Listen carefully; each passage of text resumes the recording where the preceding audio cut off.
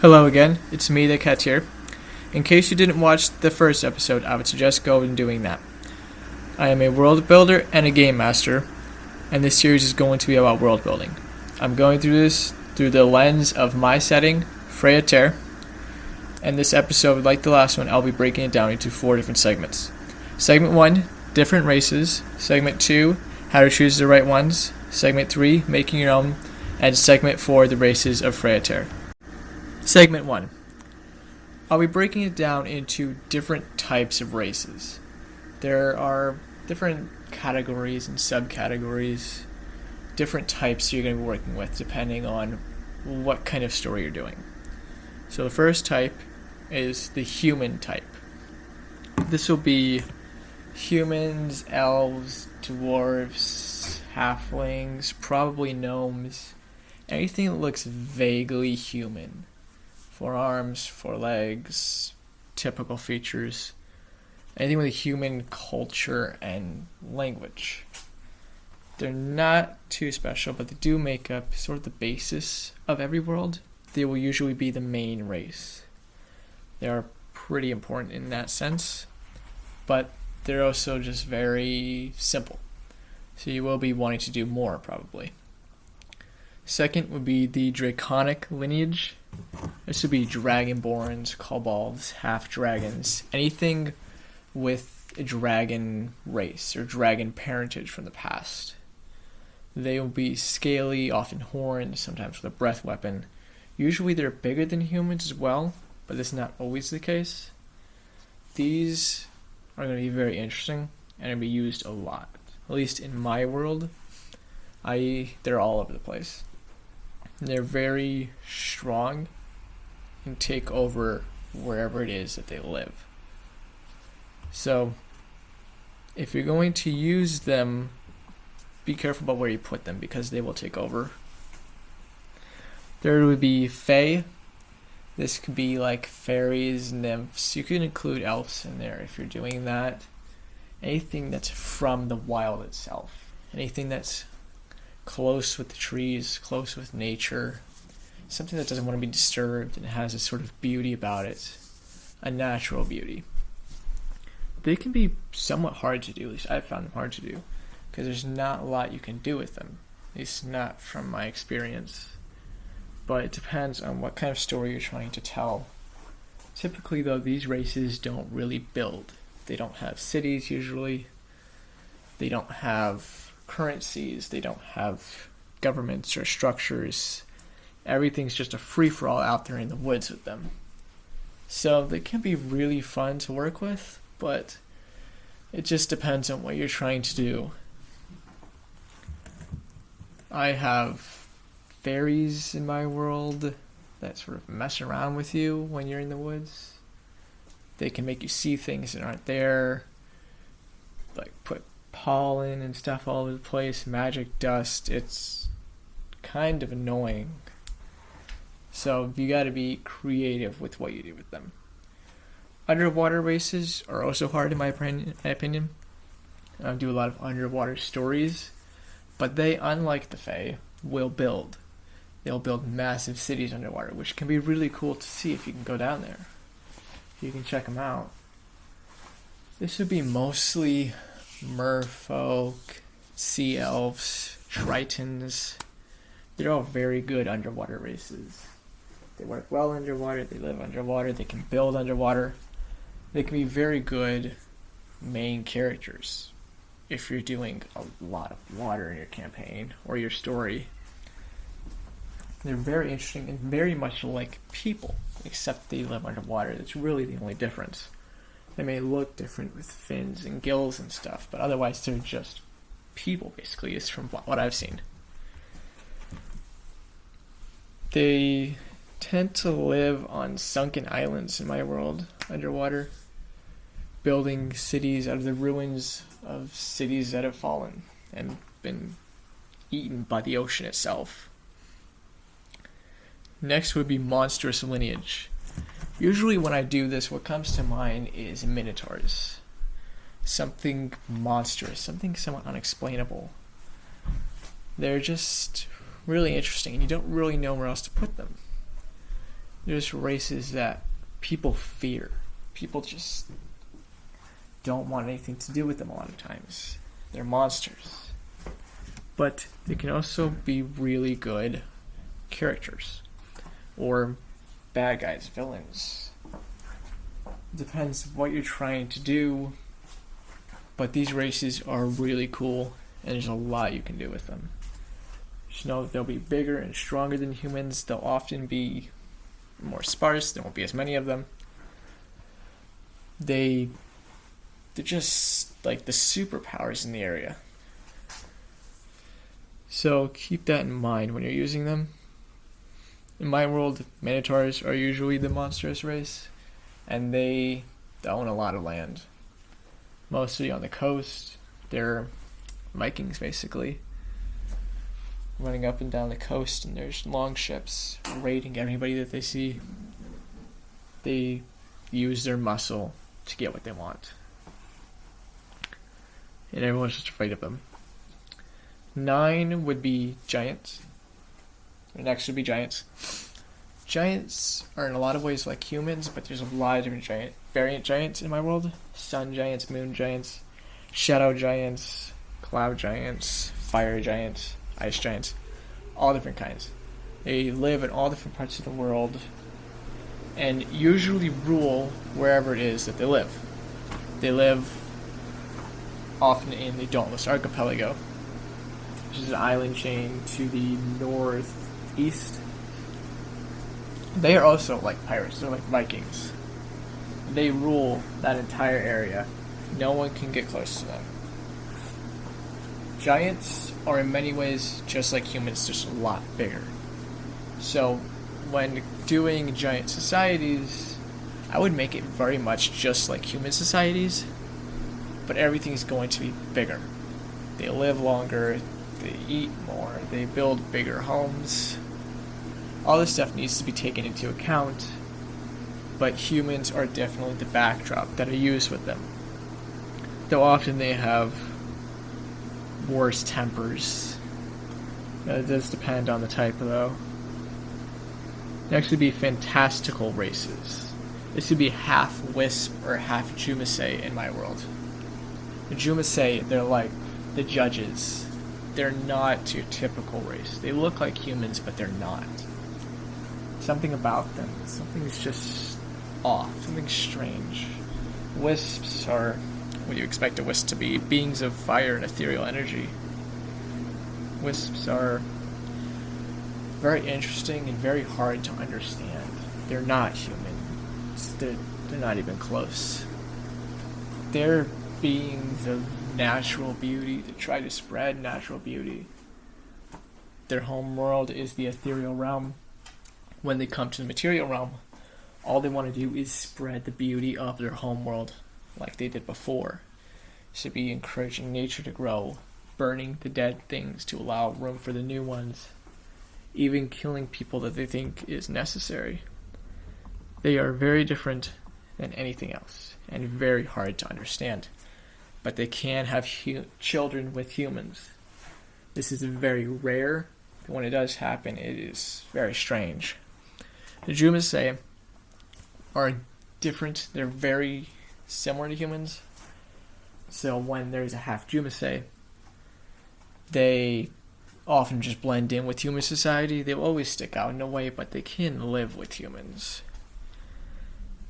Often acting as champions or judges amongst them when they can, when they're accepted. Lastly would be miscellaneous races. That's something you couldn't find a box for. Something that just didn't fit anywhere else. Here I have Sisk, which is like a mermaid in my world.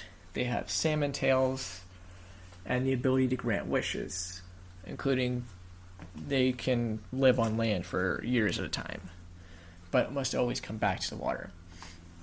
I couldn't really figure out where to put them because they live underwater primarily, but they can also live with humans in inhuman form.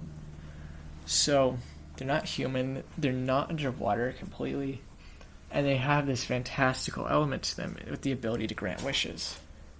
Usually 3. Much like genies in that sense. They they didn't really fit anywhere else. So you need to have a miscellaneous group. Because there will always be races like that just don't fit anywhere else. Though once you've chosen all of these races, once you've got everything together, you don't have to choose one from each of these groups. You don't have to choose any of them if you don't want to. But once you've chosen what you have, I think this guideline, this group here, is a very good place to start, at least. I ended here, but this was all the races that I needed. I have a bunch of different races from each group, but I think this is a very good cast here, enough to tell any story. Segment 2. Look over the type of setting that you have. Is it sci-fi, fantasy, something else? Choose what it's going to be before you choose the races, because that's going to affect what you end up having. If it's a sci-fi setting, there will be alien races, which are different than fantasy races. If it's fantasy, then use what I've already put out. But make sure you know what you're trying to do before you start that.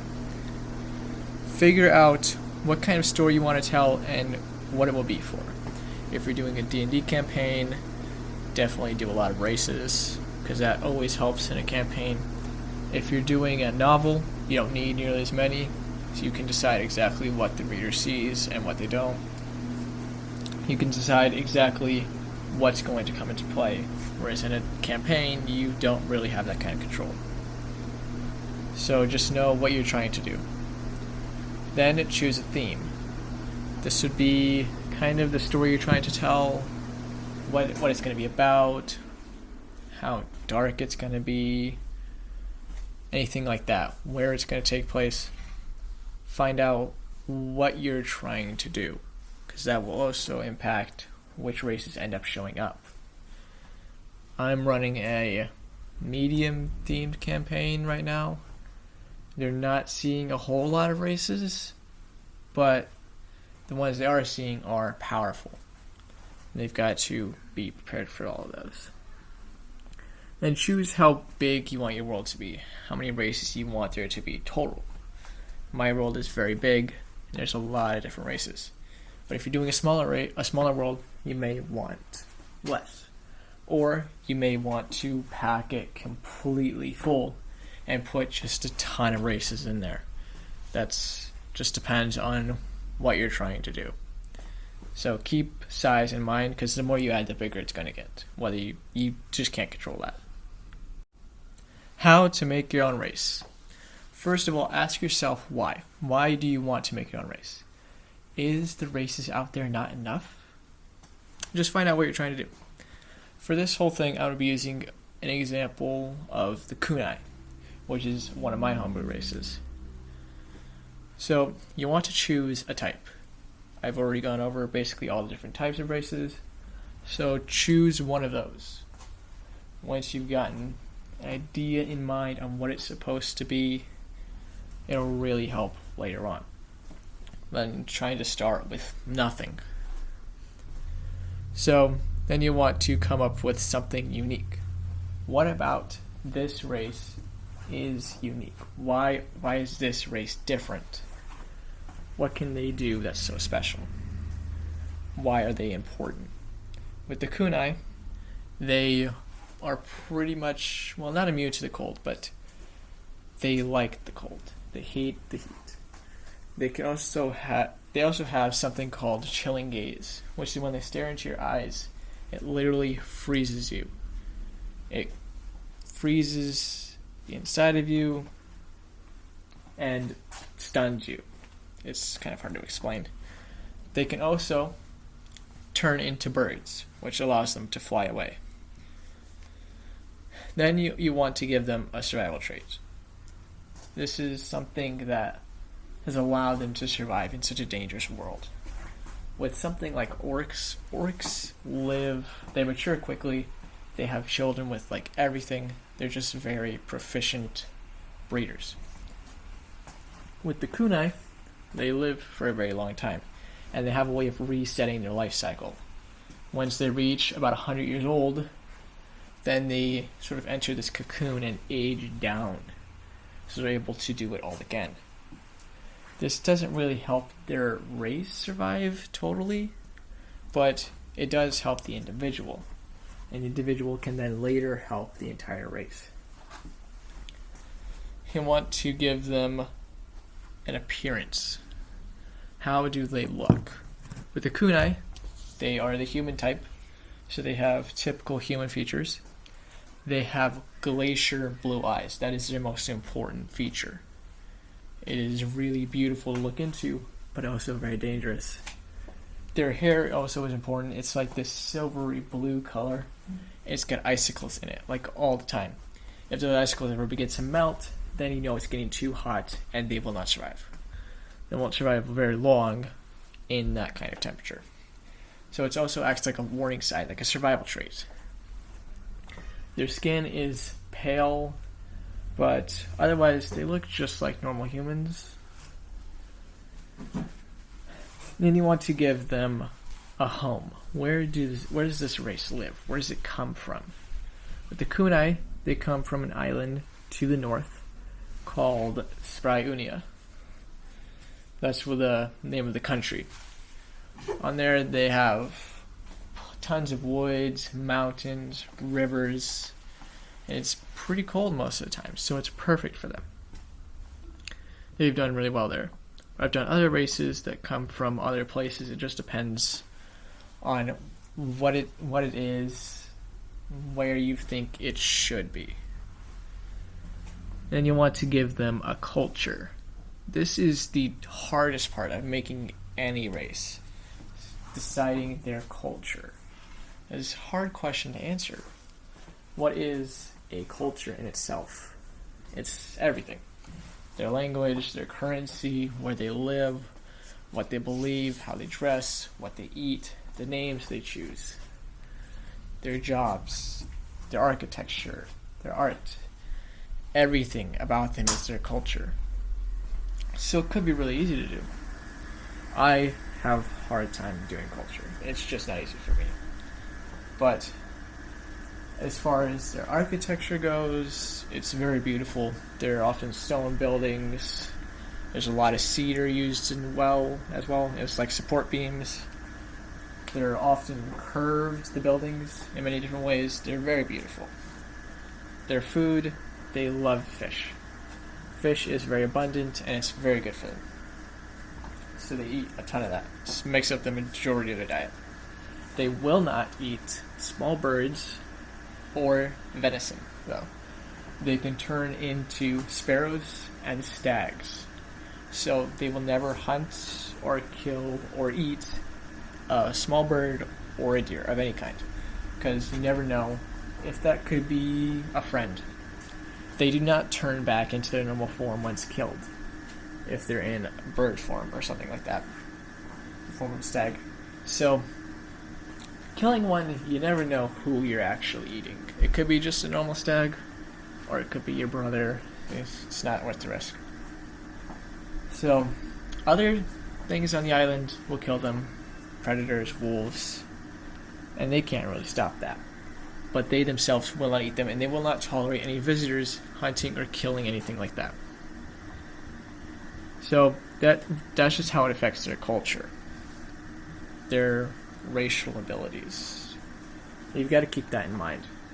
It doesn't affect their culture too much because turning into a small bird or a stag doesn't really do a whole lot for you. It can make it easy for you to get away, escape somebody, or just spend some time alone in the woods. But other than that, it doesn't do a whole lot. You can send messages as a sparrow form, allows you to travel distances very quickly and very easily, but they can't fly very far for very long, so it doesn't do a whole lot. Overall, it doesn't affect their culture totally to the point where it can't look human. It does look very human by nature. Oh, so their aging process, that does affect their culture too. The way they age down and forget most things. That's a big thing. But because of this, they have very high respect for their elders. And they don't follow any one ruler. They don't have a single king like most other countries would. they observe a particular type of government system called dynasty monarchy, which means the ruling family shares the burden of rulership. Instead of it being just one person in charge, just one king or just one queen, the entire family rules over the nation, which is very good because you never know when your king, well, you do know when your king is going to age up to the point where they will just age down and be useless. So they have a high respect for the elders, and they don't believe in any sort of single monarchy. Segment 4. I'm going to be talking about the different races of Fraya Terre now. The different races that I have chosen. So I'm just going to go over them one by one. Humans, elves, dragonborn, gnomes, orcs, minotaurs, giants, half-dragons, aarakocras, bullywugs, nymphs, harpies, goblins, centaurs, cyclops, kobolds, lizardfolk, merfolk, ogres, fairies, dragons, chickenfolk, Kowtow, Sahuagin, satyrs, three-creen, Yuan-ti, tritons, grung, azar, drehumans, seeg, varahydra, genies, lamias, tlinkali, kunai, siona, half-wisps, and half-jumasai. These are all the major races in my world. There are other minor races that come up, but they're not really big. So I'm going to talk about one from each type individually. Humans. Humans live all over the world. They have typical human civilizations, we would expect them to be. They believe in monarchy. They build these huge cities. They raise livestock. They do all the stuff you would expect humans to do. And they primarily rule over most of the world. They're also the major inhabitants of the Ankivian Empire, which is the most important empire. Next would be Dragonborn. Dragonborn pretty much live all over the world as well. Mostly, though, in the Akamai Empire, which is southwest of the Ankivian Empire. This is probably the biggest Dragonborn civilization, but it's not all Dragonborn there. There are some other humans that live there, but they are ruled by the Dragonborn there. They are culturally pretty different to humans. They burn their dead. They eat a lot more meat.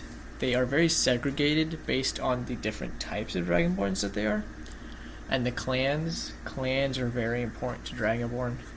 They don't believe in individuality like us humans. They believe in the clan. The clan first and last. And they will do everything for their clan.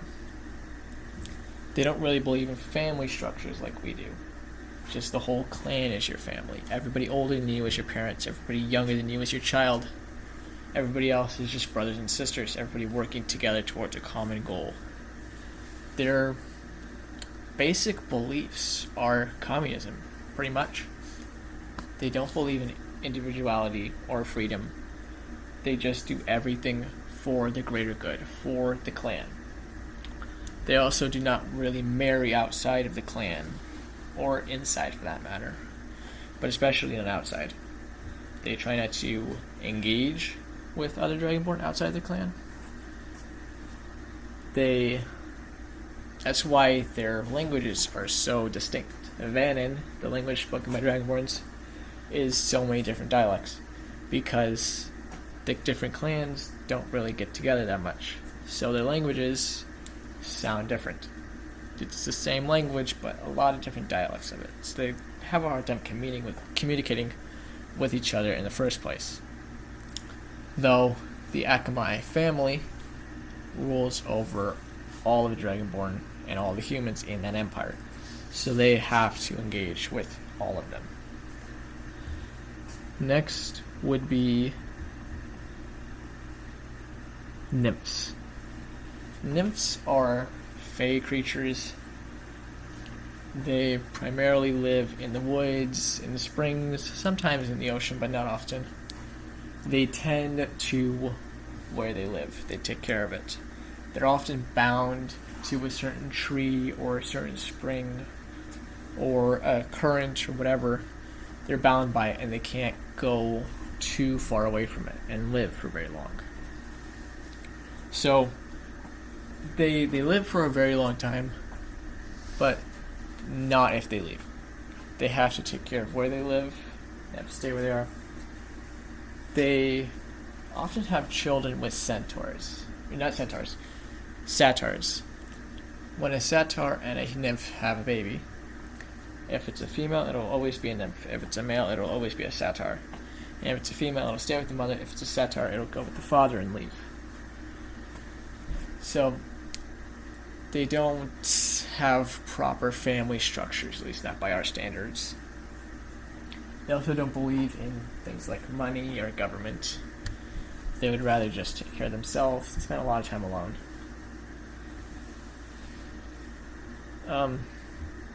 They don't really have get-togethers, meetings. They don't really associate with each other. There'll sometimes be groups of them live nearby, but otherwise they just don't get together like other races would. They spend just a lot of time alone. Sahuagin beat an underwater race. They love to eat merfolk and Kauto. These are like the barbarians up underwater. They're pretty cool, actually. The way that their society is structured, it's like a whole military structure, with the head of the tribe or the clan being also the war leader, and being able to order anybody around as if they were just a soldier. That's basically what they are. They live in tribes and clans, but sometimes it's hard to control a large group of them. It takes a very strong will to stay in charge of a large group for very long. They travel a lot, they hunt, they raid, and everything they do against other races. They don't work with other races. Everything they do alone. They're very militaristic and barbaric. All the other races hate them. Harpies. Harpies are really interesting. They're women with wings. They're bird women, basically. They live different parts of the world. The far south and the far north. They also live a lot of times with minotaurs. But the biggest harpy civilization is Colress, which is in northern Corvus. They build towers out of ice and stone, and they live in those towers. They also raise reindeer. They can swim, they love to eat fish, reindeer, other stuff. They trade with other races. They're very social, but they're also cannibals. So if they run out of food, they will eat the people they're trading with, which makes them very dangerous. Other races tend to fear them. So most races will not allow harpies to live with them. And only the brave will go to their settlements for very long to trade. They love silk and often mine this oil called harpy oil. When you wear it, it keeps you warm and insulates you. So that's really interesting and something unique to them.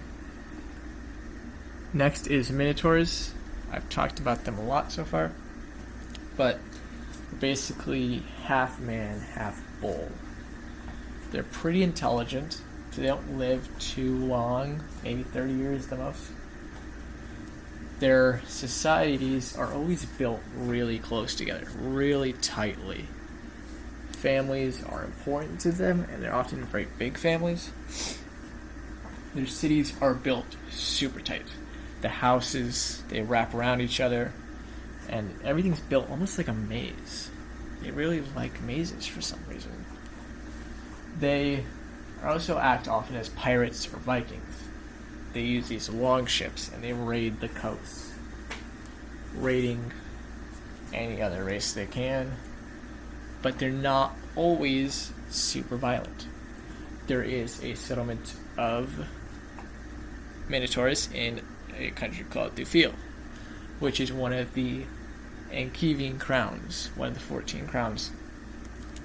They're known there for their agriculture. Dufil is one of the most fertile places in the world, one of the fertile valleys.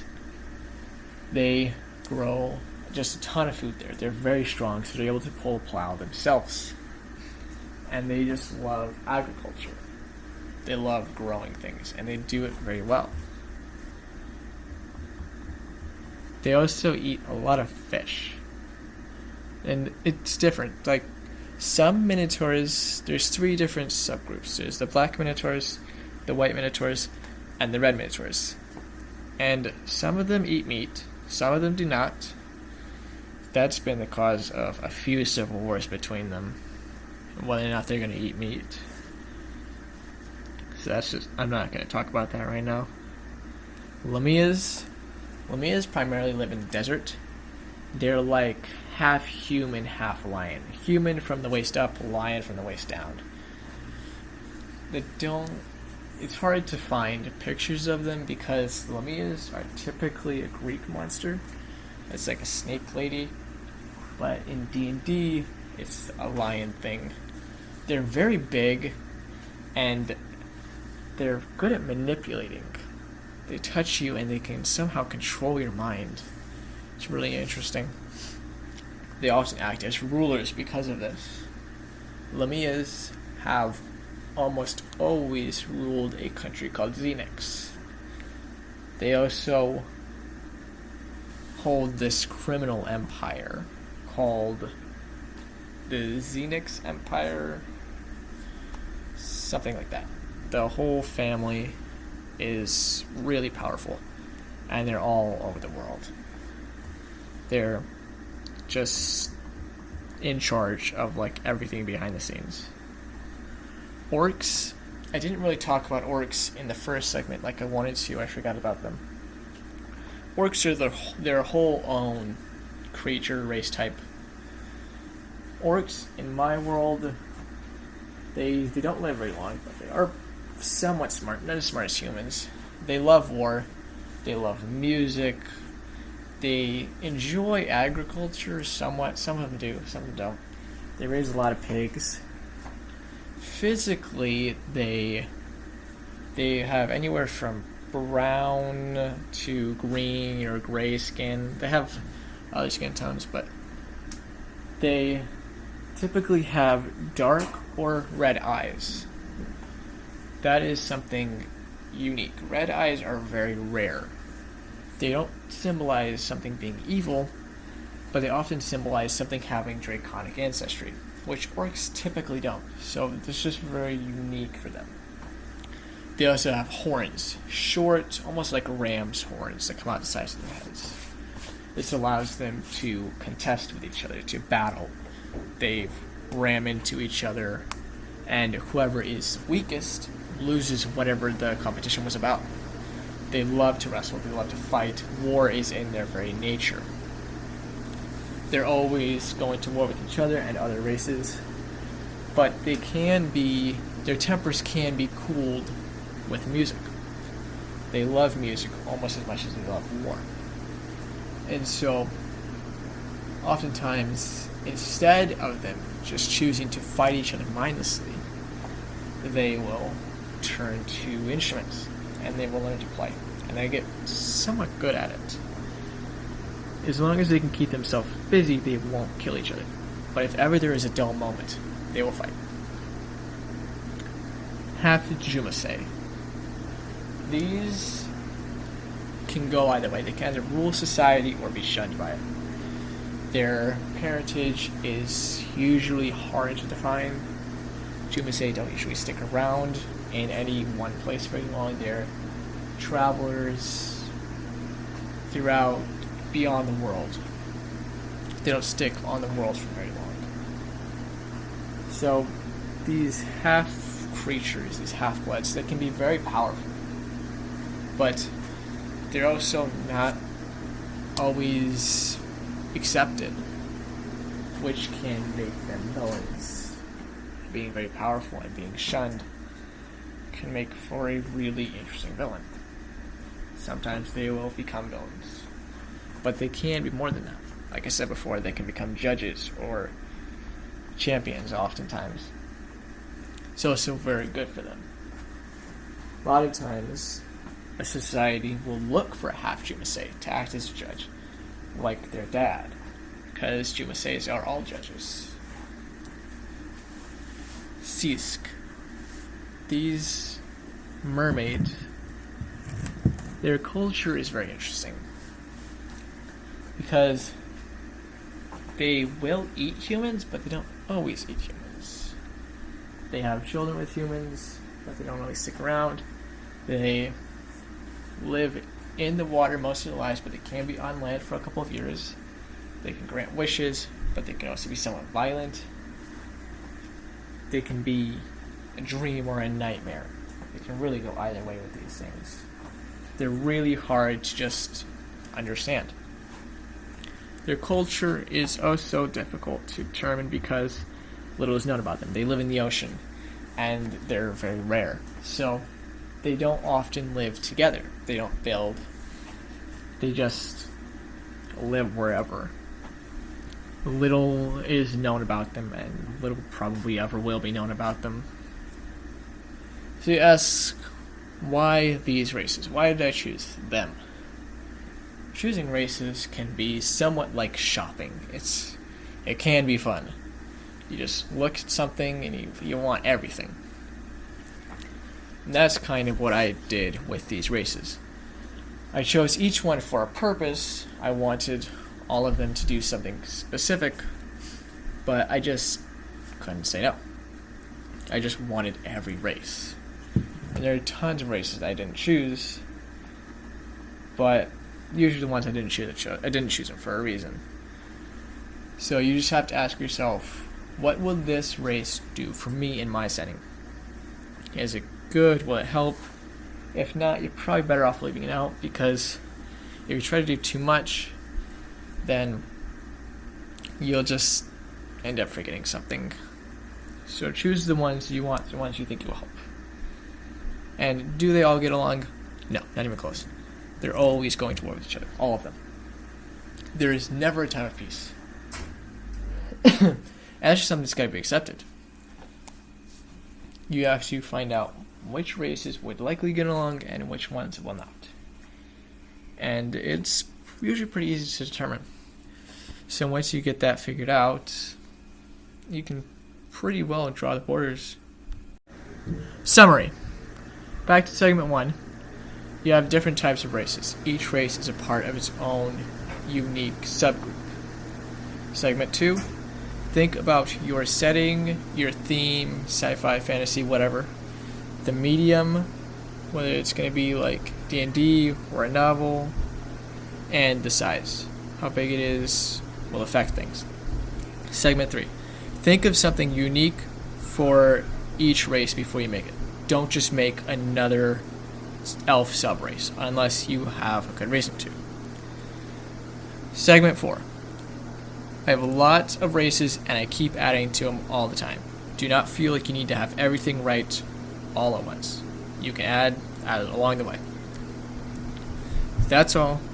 Please comment. Tell me what you think. What kind of races you use. What you want me to do in the next episode or in episodes to come. The next episode will be about civilizations. Goodbye and good luck.